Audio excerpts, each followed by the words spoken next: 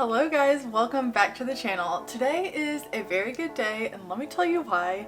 Because after being roasted by my 11-year-old sister about my video positioning from my last two videos, which granted it wasn't great, I'll give her that, but I finally stopped being lazy and took the time to adjust my camera. So Lily, this one is for you. We are wrapping up our hors d'oeuvres 101 series.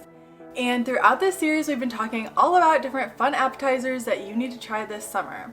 We've made a hummus platter, bruschettes, appetizer skewers, lots of fun things, and we're wrapping up the series today with some fun canapés.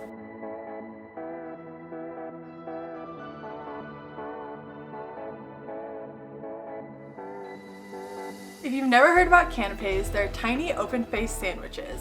And the beauty about these things is that they look super elegant, but don't tell anybody, they don't really take a long time to make. They definitely look like they would take a while to prepare because they're super fancy and elegant, but if you've been following along in the series, that's kind of the beauty of hors d'oeuvres. They all look super fancy and visually appealing, but they don't always take a long time to make. I just made a recipe for some canapés with some smoked salmon, cucumber, and this really delicious cream cheese spread. But there are tons of other canapés you can make. And this wouldn't be a Homebody Eats video if I just left you with a recipe, so today, rather than sharing my recipe, I want to talk through canapés so that way I can inspire you and hopefully help you be creative about making different fun canapés this summer. Trust me, whoever you serve these to is going to be super excited. They look really cool and you don't even have to tell them that they barely took any time to make. In fact, my recipe that I have on my blog, which I'll link in the description below,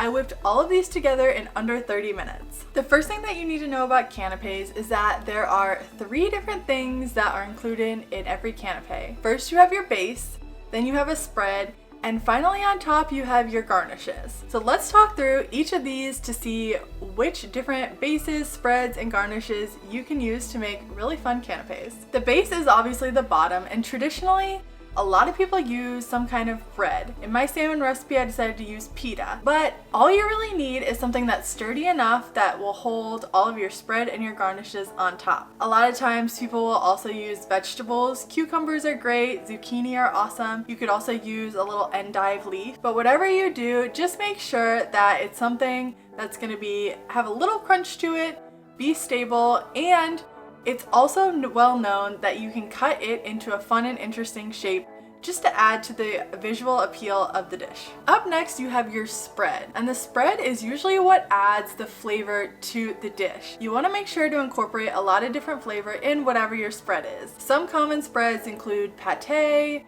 tuna salad, flavored cream cheese, compound butter, you name it. When you're designing your canapés, you want to think through how you want to use the spread. Do you want to just spread it with a knife on top of the base? Or do you want to add a little extra touch and actually use a piping bag to pipe an elegant design? This is what I ended up doing for my canapés. It didn't really take much longer, and actually sometimes it's a little bit easier to pipe because then all of your spread is contained in one piping bag, and you can even make it ahead of time, throw it in your piping bag, and then take it out when you're ready to assemble your canapés. And the final element to your canapé is the garnishes on top. You'll want to make sure to think through what garnishes you want on top if you're creating your own canapé. This is because garnishes can serve 2 roles. They can either complement whatever spread you choose, or they can kind of dominate the flavor of the whole dish. So whatever you choose, just make sure to think through that before you start assembling and picking out what you want. Some great options for garnishes could include capers, slices of truffle, you could even do a boiled egg, salmon, any kind of like cured meat would be awesome on top. And make sure, of course, when you're garnishing to think through how you want it to look visually. There's a lot of different cool ideas, so if you need some inspiration, head to Pinterest. I saw tons of different ones that were really beautiful and would make awesome garnishes. Up next, we need to chat a little bit more about how to prepare your canapés.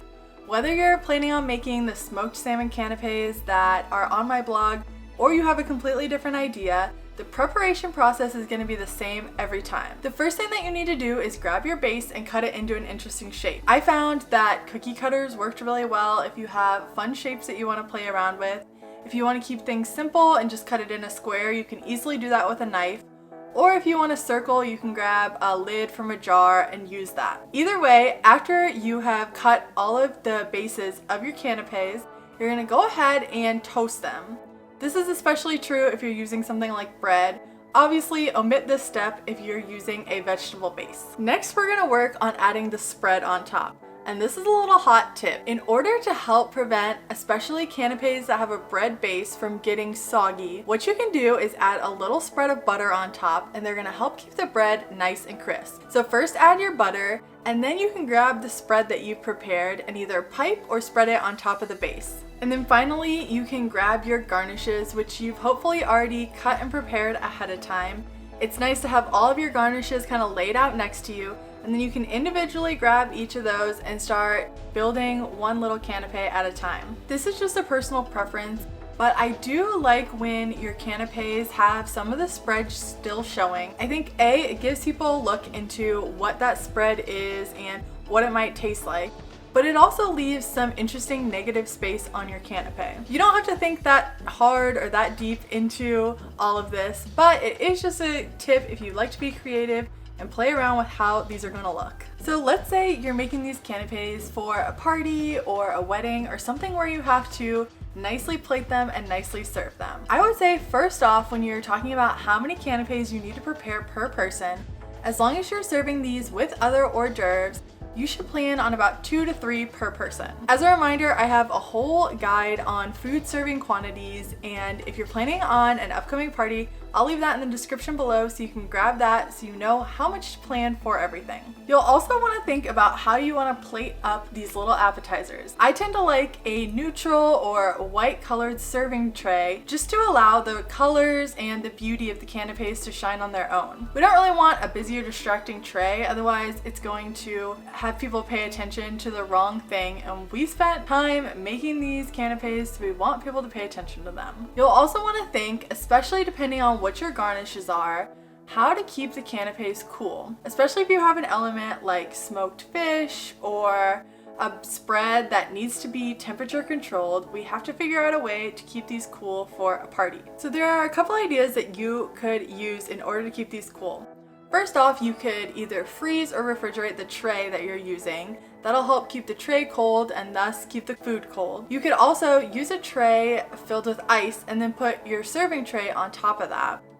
Or if you don't like any of those ideas, just kind of keep an eye on the food, and after people go through, take what they want, you can throw them back in the fridge until they need to come back for another round. The most important thing though that you need to remember from this video is if you're making canapés for a party, you can't really make them ahead of time. If they sit too long, they'll start to become soggy. So what you need to do is prepare all of your ingredients beforehand, and then right before your party or right before you're serving them, you can start assembling them all, and pretty quickly after that, you want people to start eating them. No need to stress, if they sit a little bit, that's okay, but just don't make them too far in advance, otherwise they won't taste as good. I hope this quick video inspired you to make some canapés on your own.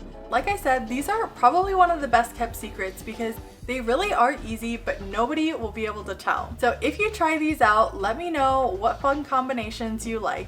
There are millions of ideas, and I'll probably be making more of these soon, especially as we can host people over at our house again. I'd also love to know if anyone has actually tried making these and what you think of them. So feel free to throw those in the comments below. I hope that you'll check out the rest of our hors d'oeuvres 101 series, and don't forget to subscribe because we have more fun series coming up. Maybe I should give you a hint, maybe I shouldn't. Our next series is going to be a continuation of the ice cream recipes that we've been starting.